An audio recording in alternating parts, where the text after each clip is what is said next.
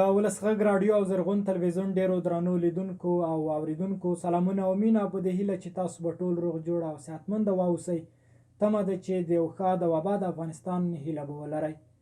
ځانګړې مرکه خپرونه ده. د خپرونې کوربه مو زه نورالله نوري یم او ګډونوال سره استاد نجیب الله واسک صاحب دی. له استاد واسک سره د ولسي ملاتړ په چوکاټ کې د وطندار پروګرام په اړه هر اړخیز بحث کوو چې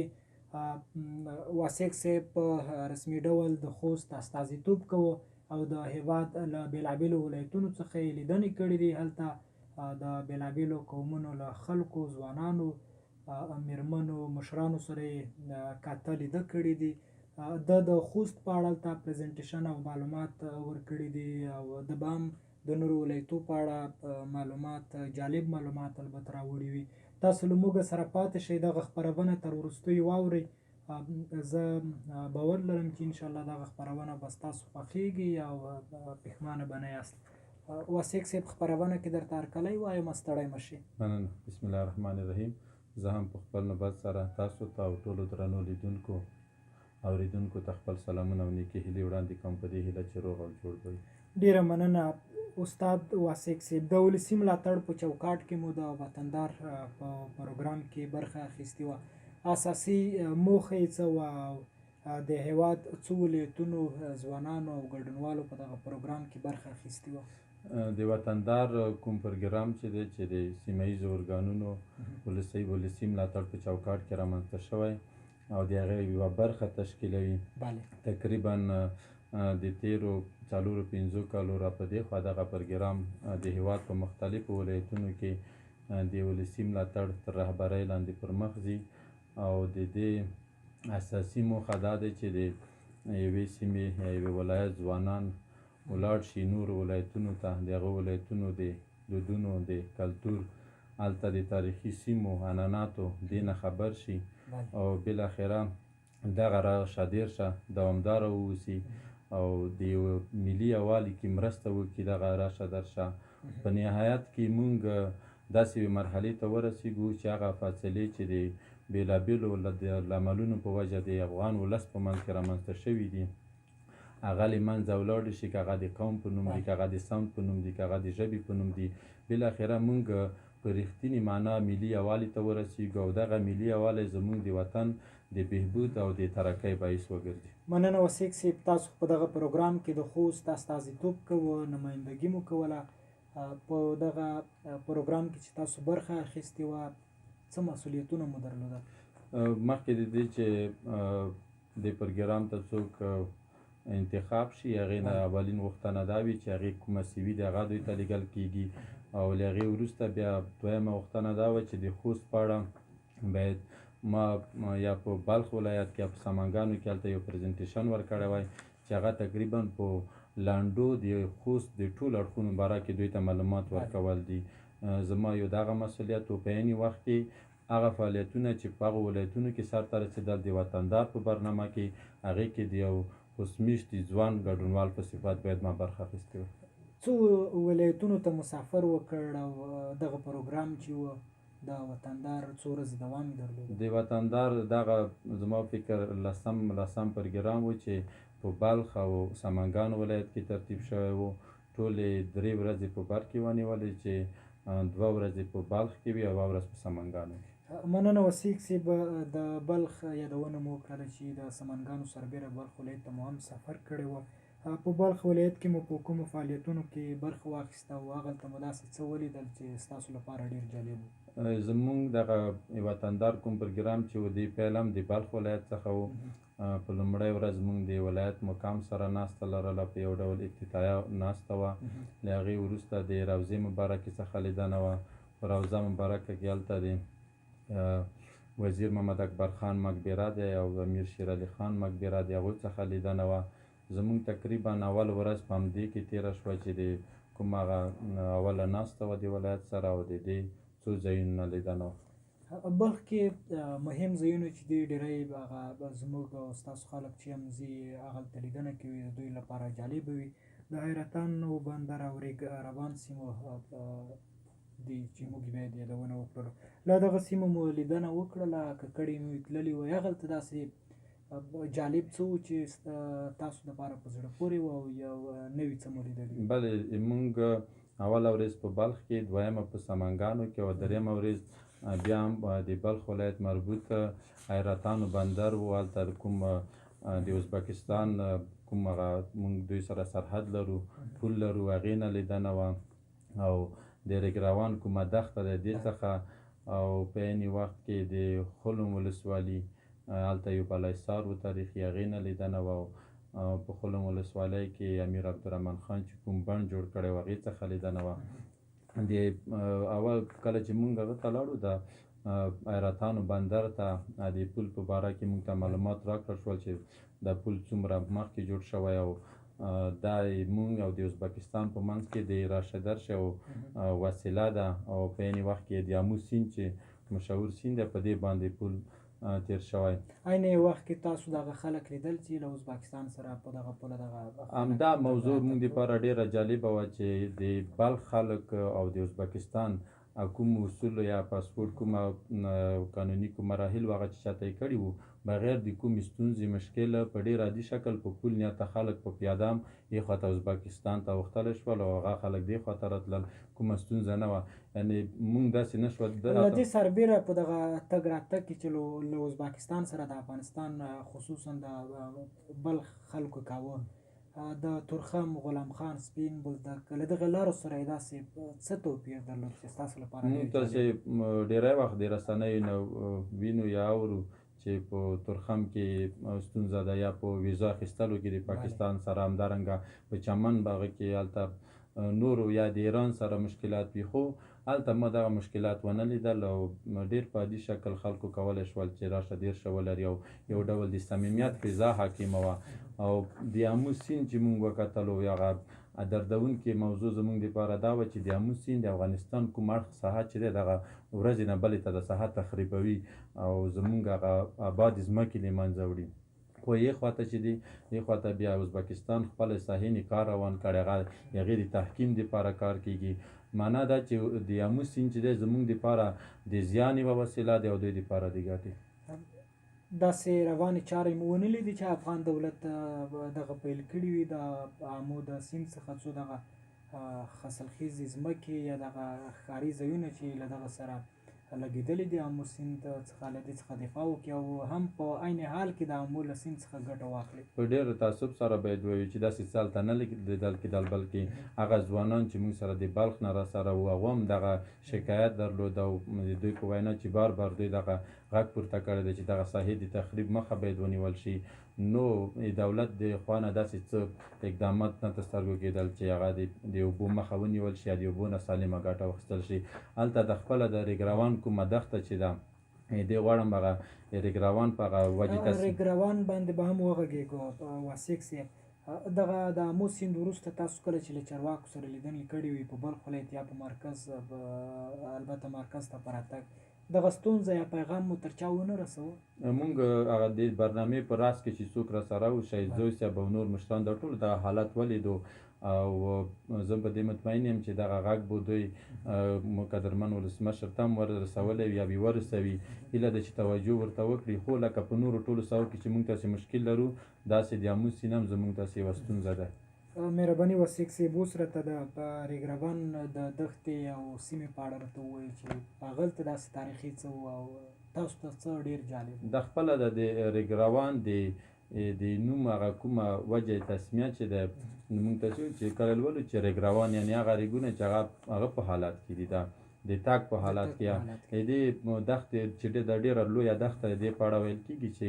دغه ریګونه چې وو مخکې به د یوه ځای نه بل ځای ته د حرکت په شکل په حرکت کې به وو، او هغه لار هغه سړک چې د ازبکستان او د زمونږ ګران هېواد بلخ سره نښلوي، حتی ډېری وخت به دغه سړک به د ریګو بندولو، یعنې یوه ورځ به ته په یوه لاره تلې هلته به سړک مشکل نه لرل، بله ورځ به بیا سړک په منځ کې به ته د ریګو غونډۍ جوړې شوې وې. نو هغه د هغو خلکو هغه څوک چې موږ ته معلومات راکول، د هغو په وینا چې کله روسانو په افغانستان باندې تجاوز کړی و، نو هغه وخت کې چې روسانو دې مسیر نه رفت آمد کولو، دوی ته بیا هم ستونزې ایجادولې. دوی بیا یو ډول بوټی یا هغه کوم تخم چې دا د هلیکاپټر یا تیارونه په دې دښته کې وشیندلو هغې په وجه په دغه ریګراوان ساحه کې اوس بوټي راشنه شوي دي هغه بوټي د دې بیې شوي دي چې د ریګ ودروي یعنې هغه ستونزه چې مخکې ایجادوله اوس نه ایجادوي او بله ډېره مهمه موضوع دا ده چې داسې ویل کېږي چې دغه ریګراوان چې ده دغه دښته دا ریګ چې دي دا توره طلا لري یعنې د تورې طلا په اړه هم ویل کېږي چې دا توره طلا لري که چیرې زموږ دولت په دې باندې کار وکړي نه یوازې دا چې دې آبادول د زراعت په بخش کې ډېر مهم رول لري بلکې خپله دغه ریګ که تصفیه شي او واقعا دغه طلا ولري دا خپله زموږ د وطن په اقتصاد کې مهم رول لري او هلته یوه خانه چې موږ راتلو یوه بله په اصطلاح هغه دردونکې کیسه زموږ دپاره دا وه چې د ریګراون په ساحه کې یوې خور چې هغه د بلخ وه هغې خپلې نقاشۍ د خپل کوم څه چې جوړ کړي وو دغه هنري برخه کې دی راوړي وو په دې دښته کې نمایش ته وړاندې کړل او د دې هغه وینا هم دا وه چې زما د هنر قدر په ښارونو کې نه کېږي نو یو ډول اعتراض شکل باندې احتجاج په شکل مې چې دغه راوړل او د دښتې ته مې د خپل کومه هنر چې دی دا مې دوی ته دلته مې نمایش وړاندې کړل ولې چې په ښارونو یا په آبادو سیمو کې زما د هنر احترام یا قدر نه کړي دغه مېرمنې کوم هنرونه چې وو البته د ریګراوان په سیمه کې چې راوړي وو یوازې ستاسو لپاره یې راوړل که نه په دایمي توګه یې همدغلته ایښي دا خو د دې برنامې په چوکاټ کې یو هغه ترتیب شوی وی نمایش خو د دې هغه زړه غږ هغه درد موږ درک کولی شو چې واقعا دا د دې نه دردېږي چې کوم هغه هنر کومه وړتیا چې د سره دې سره ورسره دی د هغې احترام په هغه شکل چې باید وشي نه کېږي څومره معنوي ارزښت چې لري په هغه ډول یعنې ورته کتل شوي واسک صاحب تاسو وړاندې یادونه وکړله چې په بلخ ولایت کې مو د خلم ولسوالۍ ته هم سفر وکړ هغلته هم داسې ویل کېږي چې تاریخي ځایونه ډېر موجود دي تاسو هغلته له کومو تاریخي ځایونو لیدنه وکړله او څه مو ولیدل د خلم په ولسوالۍ کې چې کوم هلته سفر لرلو هلته لومړی مونږ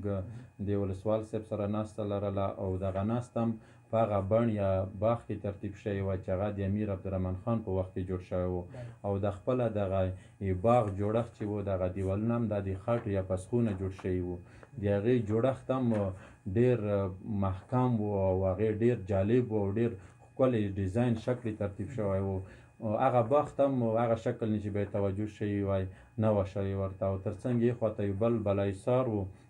چې هغې نه مونږ به لیدنه وکړه هغه بلایسار هم د تخریب په حالت کې و هغې ته هم داسې خاصه توجه نه کېدله نو طبعا دغه حالت سړی دردوي زمونږ هغه تاریخي سیمې یا ابدات چې هغې ته باید دولت توجه وکړي په هغه شکل چې باید توجه وشي دوی نه دی ورته کړی مننه وسیک صاحب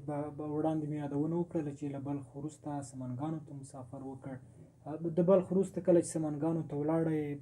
هغلته د خپلو فعالیتونو په اړه راته ووایئ څه مو ولیدل څه مو ترلاسه کړل او هلته تاسو خپله څه شریک کړل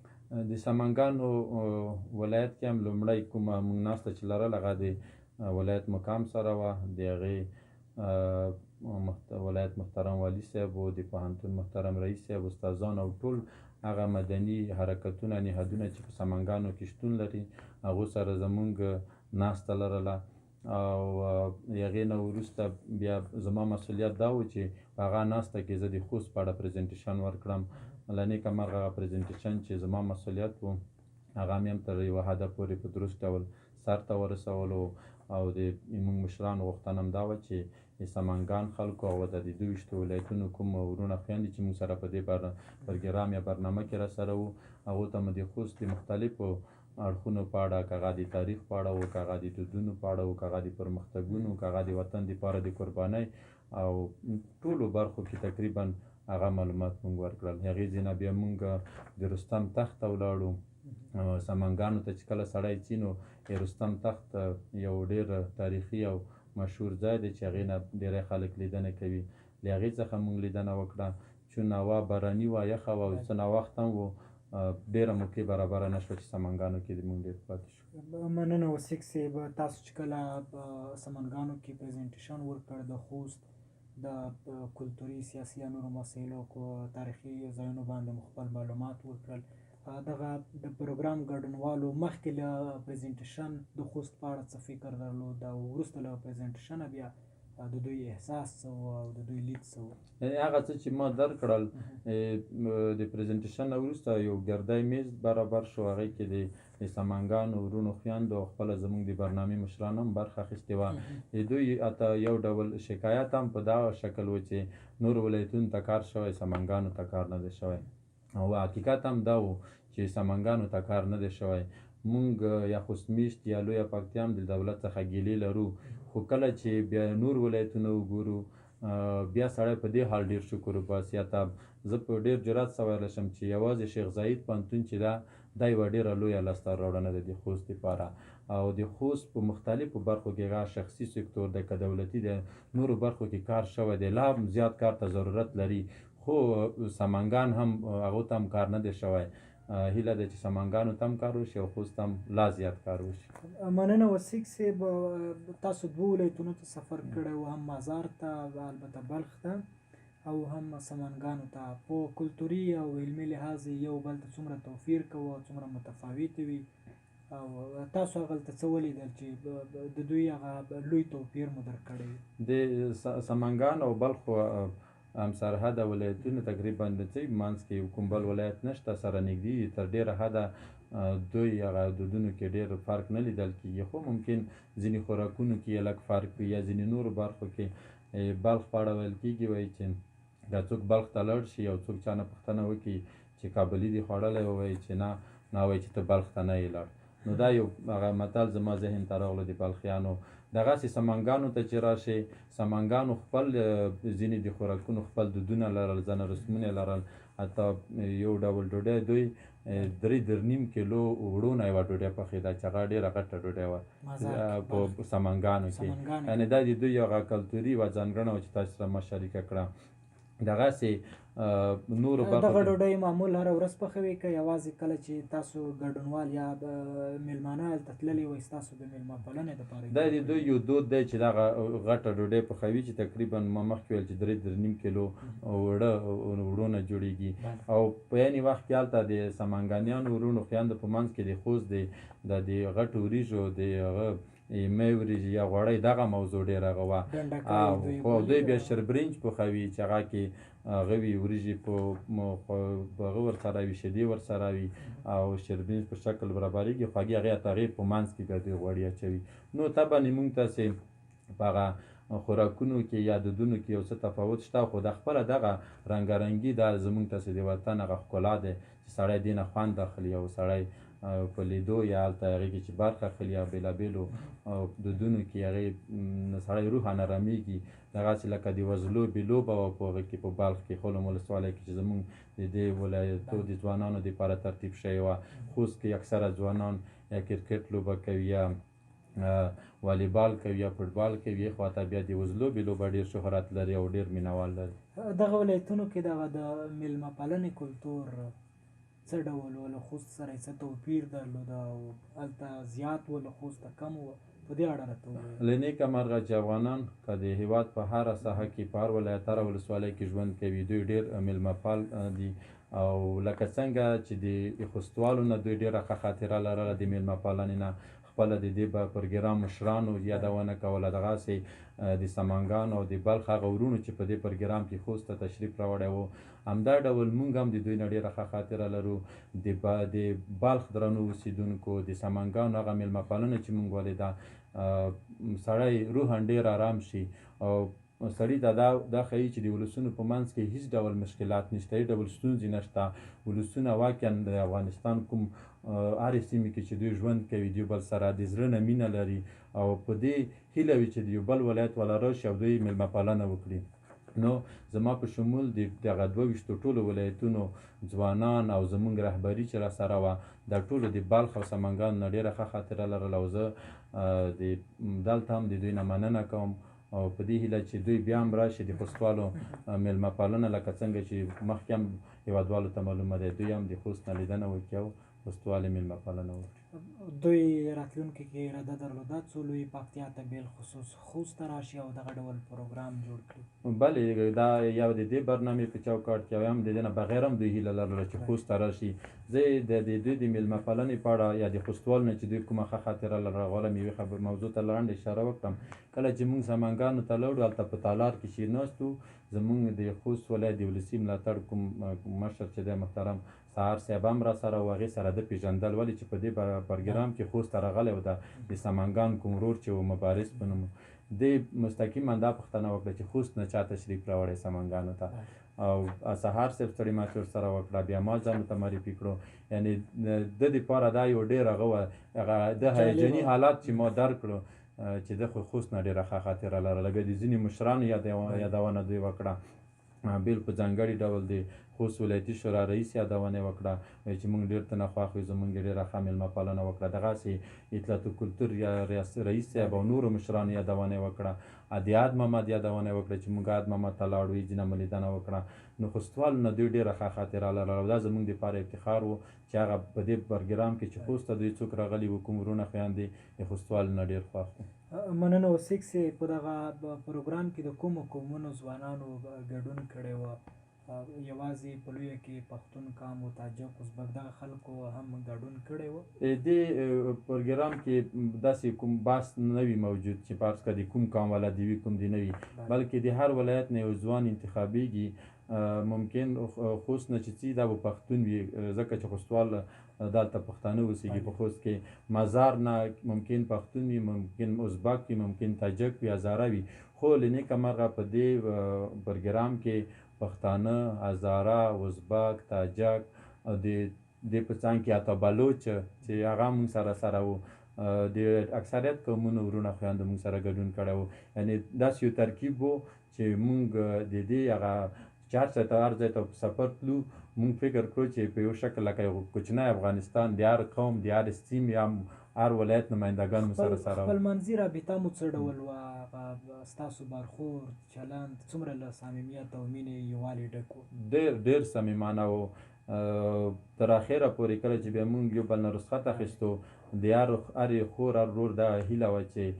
دغه پروګرام یو څه نور هم دوام کړی وای یعنې 3 ورځې ډېرې کمې ورځې وي خو دا 3 ورځې زموږ ډېرې ښې تېرې شوې او هیله م هم دا دی د مشرانو څخه چې که راتلونکي کې دغه پروګرام په نظر کې نیسي یو څه یې وخت زیات کړي او څه لا انکشاف ورکړي چې زیاتو ولایتو وروڼه خویندې د ځوانانو او وروڼو تر څنګ دغه پروګرام کې میرمنې هم له تاسو سره ګډون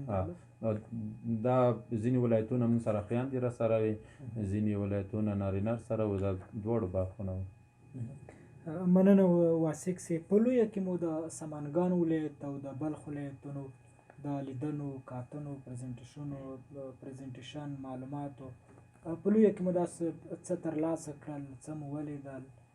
او څه ډېر درته په زړه پورې زه که په لنډو دغه ستاسو سوال ته داسې ځواب ووایم چې افغانان په خپلو کې او ولسونه په خپلو کې ډېر سره نږدې دي او ډېره مینه سره لري دې ته لیواله دي چې د یو بل سهونه لیدنه وکړي او راشه درشه سره ولري خو دې بدبختې جګړې او ځینې نورو له عملونو موږ یو څه سره لرې کړي یو نو زموږ هیله دا ده چې دغه راشه درشه نور هم ډېره شي او زما خپل تحلیل دا دی چې په هره سیمه کې او په هر سمت کې مشخص داسې افراد شته دي چې هغه د سمت قوم ژبې او د ځینې نورو نومونه غلطه ګټه اخلي تر څو دوی په واک کې پاتې شي دوی د قدرت په راس کې قرار ولري په ولسونو په منځ کې مشکل نشته ولسونه یو بل ته ډېر احترام لري هغه وروڼه چې موږ په بلخ کې ولیدل اوس هم زه پوښتنه کوم ټلیفوني دوی زما پوښتنه کوي یعنې په کم څو ورځو کې د موږ روابط دومره سره قوي شول او زما هیله د دې ستاسې د ټلویزیون او راډیو د لارې ټولو هغو لیدونکو څخه دا ده چې زما غږ اوري یا ما ویني چې هغه نومونو باندې چې موږ دغه 40 کاله سره وجنګېدو سره مو ووژل سره تباه مو کړل دغه نومونه باید نوره ونه کارول شي په دې ټولنه کې که یو څوک په ازبکي غږیږي دا حق لري چې په ازبکي وغږیږي که څوک په ترکمني غږیږي دا حق دی که څوک په تاجیکي غږیږي دا حق دی زه دا حق لرم چې په پښتو ژبه وغږیږم زما دا حق ما نه څوک نشي اخیستلی او ولسونه هیڅ کله هم داسې اراده نه لري چې د بل ولس حق دې تلف کړي زه بیا تکرار نه وایم چې هغه مشخص هغه خودغرضه کسان چې د دې نومونه سوء استفاده کوي دې ته باید ولسونه متوجه اوسي تر څو په راتلونکي کې مونږ په رښتینې معنا د ملي یووالي یو تمثیل کړی یو ملي یووالي ته رسېدلي یو او بالاخره د وطن مو په ګډه جوړ کړی. مننه وسیق صاحب. د دغه ولایتونو خلک د بلخ، سمنګان، دوی څومره په ټولنه کې د شته ستونزو، ناخوالو، غربت، فقر او جګړې کړېدلي وو، ځورېدلي وو او هممهاله یې دغه سولې روانو خبرو ته څومره خوشبینه وو، څه هیلې یې درلودې؟ د دې سفر په جریان کې همدغه دوې نکتې زما دپاره ډېرې دردونکې هم وې. که بلخ ته هم لاړ شي خلک سوله غواړي، که سمنګانو ته هم لاړ شي خلک سوله غواړي، که د یو هېواد بل ولایت هم لاړ شي د دوی اولین غوښتنه سوله دی. واقعا کله چې سوله نه وي که سړی هر څومره خوښ اوسي بیا هم خوښ نشي پاتې کېدلی. او بل اړخ د غربت او د ستونزو مشکلاتو مونږ چې کله سمنګانو ته لاړو د رستم تخت نه مو لیدنه کوله. د رستم دغه ورځه باراني هم وه، یخ هم زیات و. دلته ما یوه وړه ماشومه ولیده چې هغې میوه څپغه نه وه ده، څپلی نه وه، هغې هلته خیر ټولولو. نو هغه د رستم تخت زمونږ دپاره د یو ډول د چکر او د تفریح وسیله وه، خو په یوې سمنګانۍ ماشومې ته د رستم تخت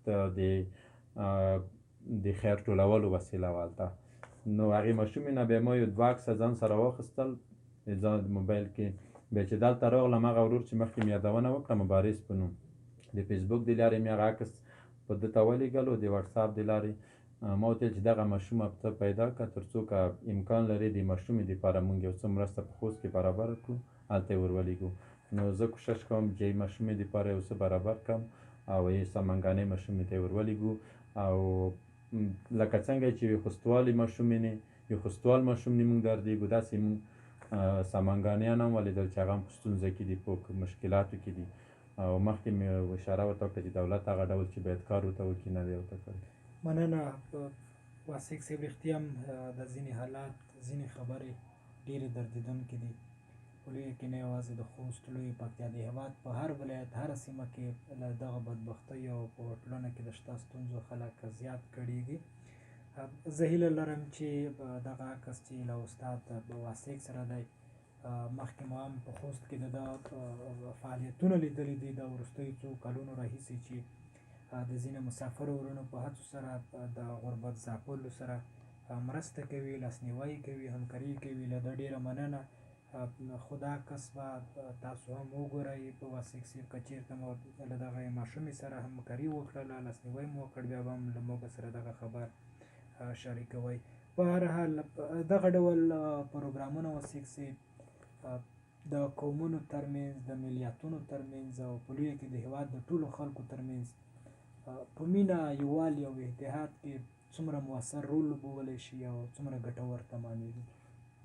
ډېر ګټور تمامېږي. زما د لنډ سفر نه تحلیل دا دی چې څومره دغه سفرونه ډېرېږي هغومره به زموږ په منځ کې هغه فاصلې چې شتون لري په یو بل نوم هغه به یا کمیږي او په نهایت کې به له منځه ځي. زه بیا هم د خپلو درنو مشرانو نه دغه هیله لرم چې دغه پروګرام ته د لا وسعت ورکړي او لا دې ته موقع برابره کړي چې د مختلفو ولایتو ځوانان، وروڼه، خویندې په دې کې ګډون وکړي په هغه نومونو چې موږ سره ویشل شوي یو تر څو دغه فاصلې له منځه لاړې شي او موږ د رښتینې په داسې توګه راڅرګند شو په دې سیمه کې چې موږ د افغان ملت یو متحد ملت واوسي او د وطن جوړولو کې ازبک، هزاره، پښتون ټول په ګډه کار وکړي. مننه واسق صاحب. مخکې دې هم یادونه وکړه چې خو وروستي ځل لپاره یې په د وروستۍ پوښتنې په توګه یو ځل بیا پوښتم چې دغه ځوانان چې په دغه برنامه کې، دغه پروګرام کې تاسو برخه درلوده، یو بل سره به اړیکه ساتئ، رابطه به ساتئ او یو بل سره به خپل دغه د ولایتونو په سطحه ګټور نظریات او معلومات شریکوئ؟ زمونږ رابطه نه یوازې ده چې د اوس وخت کې فیسبوک تر ټولو ښه وسیله ده د ارتباطاتو، په دغې کې مونږ خپل روابط لرو یو بل سره. تر څنګ مونږ د وطندار په نوم وټساپ ګروپ لرو چې هغه د ټول افغانستان په سطحه هغه وروڼو خویندو چې په دې برنامه یا پروګرام کې ګډون کړی دا ټول په دې هغه کې اړ دي، په دې کې مرګلي دي. په مسلسل ډول موږ د هیواد په بېلابېلو مسایلو او ستونزو مشکلاتو یو بل سره نظریات شریکوو او یو بل هغې نه ګټه اخلو. نو دغه د ارتباط وسیله موږ لرو او دغه خپرونه هم چې کله ترتیب شي، دغه خپرونه به هم د دې وطندار د واتساپ د ګروپ له لارې ټولو هغه ولایتونو ته رسیږي چې کومو ورونو خویندو په دې پروګرام کې ګډون کړی او د دې هغه مرګلي دي، د دې واتساپ ګروپ سره مرګلي دي. معنا دا چې دغه خپرونه په اصل کې 4 ولایتونو ته رسیدونکې ده. رسیږي او د خوست په اړه هغه څه چې تاسو معلومات ورکړي دي لا زیات به هیله ده لا زیات معلومات ترلاسه کړي. ډېره مننه استاد واسق صاحب چې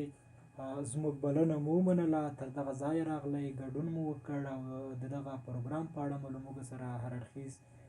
معلومات شریک کړل. ګټور و. هیله ده زه پوهېږم وړاندې مې هم یادونه وکړله چې د لیدونکو لپاره به هم ډېر دلچسپ وي، جالب به وي. هیله ده دوی هم تنګ شوي نه وي او دغه معلومات ورته په زړه پورې وي. بیا هم ډېره مننه. کور ودان. زه هم په خپل وخت تاسو څخه او د ټولو درنو لیدونکو او اورېدونکو څخه د زړه له تله مننه کوم او هغه ورونه خویندې چې په وطندار پروګرام کې موږ سره وو، کله چې دغه برنامه یا پروګرام دی ویني، زه د ټولو ورونو خویندو ته خپلو مشرانو ته سلامونه او نیکې هیلې رسوم او هیله مې ترې دا ده چې دې پروګرام ته لا وسعت ورکړي تر څو زموږ په ملي یووالي په تحکیم کې لا ښه ګټور تمام شي. ډېره مننه. د ولسغږ راډیو او زرغون تلویزیون ډېرو درنو لیدونکو اوریدونکو، دا به زموږ د دې اونۍ ځانګړې مرکه خپرونه چې تاسو ورسره واورېده.